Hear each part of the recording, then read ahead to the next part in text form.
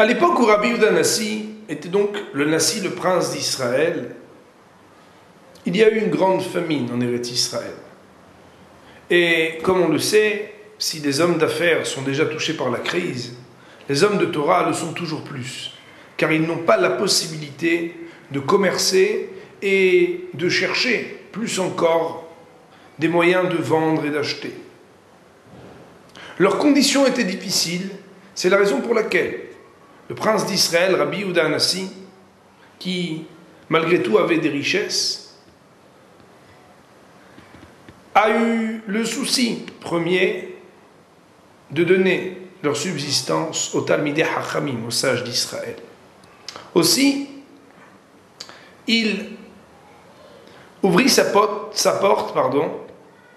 et dit « Ikansu ba'alei mikra » qu'entre chez moi les hommes qui connaissent le Pentateuque, les livres de la Torah. Ba'alei Gemara, ceux qui connaissent la Gemara. Ba'alei Mishnah, ceux qui connaissent la Torah orale, la Mishnah. Ba'alei Halacha, ceux qui connaissent les lois. Ba'alei Agada, ceux qui connaissent des midrashim, de belles histoires. Mais que n'entrent pas chez moi des ignorants. En cela, il annonçait que la priorité était de donner la subsistance aux hommes qui s'adonnaient à l'étude de la Torah, à garder cet héritage du Sinaï pour le transmettre et qu'il ne se perde pas. Alors, bien sûr, il y avait foule au domicile de Rabbi Yehuda Nassi, mais parmi les gens qui sont venus, il y avait soit des Talmidei Hachamim, mais aussi, là-bas, un homme qui, a priori, n'était pas un sage d'Israël.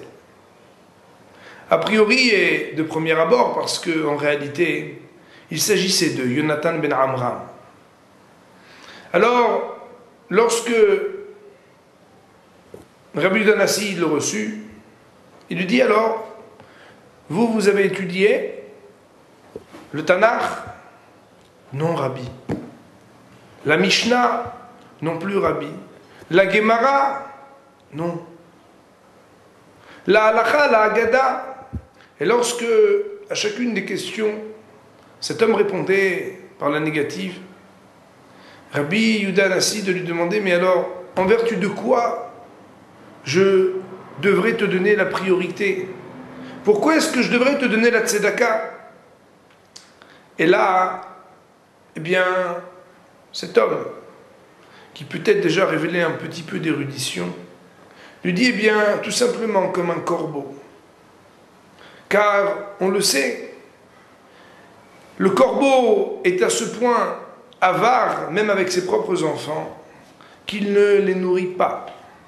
Et donc, à Kadosh Baruch Hu, Dieu doit, par une providence particulière, dès la naissance du nourrisson, ne pas attendre que les parents corbeaux viennent porter à manger à leur bébé, mais il doit lui-même, à Kadosh Baruch Hu, par une ashgaha, comme on l'a dit, par une providence, porter à ce bébé oiseau ce qui peut faire sa nourriture de ses premiers jours. Alors, mon maître, veuillez bien me donner quelque chose, comme Dieu le donne, en rêve, à ce corbeau qui, le jour de sa naissance, n'est peut-être pas méritant. Alors, Rabbi Yehuda Nassi, trouvant cette remarque et cette demande très bien prononcée, accepta de lui donner quelque chose. Seulement, eh bien, il était quand même dérangé. Et après que cet homme s'en aille, il s'est adressé à son fils Rabbi Shimon. Et il lui a dit, « Oili, malheur à moi, si j'ai dû donner la priorité à d'autres hommes que les hommes de Torah, pour, avant que de donner la parnassa à des hommes qui sont tellement proches de la Torah, j'ai préféré donner à quelqu'un qui était Amaharetz, un ignorant. » Alors, son fils, de lui dire, « Mais, mon cher père, mon cher maître, en s'adressant à Rabbi Yehuda Nassi, tu sais, cet homme n'était pas un ignorant. Tu peux être donc rassuré. Il s'agissait de Yonatan ben Amram. Mais Yonatan ben Amram, s'il t'a caché ce qu'il connaissait, ce qu'il savait, Eh bien, c'est peut-être pour deux raisons. Premièrement, parce que, comme on le sait, la Gemara, le Talmud, et c'est d'ailleurs la Halacha, au traité de Baba Metzia, nous dit qu'il y a 3 domaines à propos desquels les sages d'Israël ont le droit de mentir, enfin, de ne pas dire toutes les vérités. Une des 3 choses, un des 3 domaines, c'est ce qu'ils ont étudié. Mais plus encore, Yonatan ben Amram avait fait vœu de ne jamais profiter dans ce monde-ci de quelque chose en vertu de ses connaissances de la Torah. C'est la raison pour laquelle il ne voulait pas recevoir quelque chose dans ce monde-ci parce qu'il était un sage, ni parce qu'il connaissait le Mikra, le Mishnah, la Gemara, la Halacha ou la Haggadah.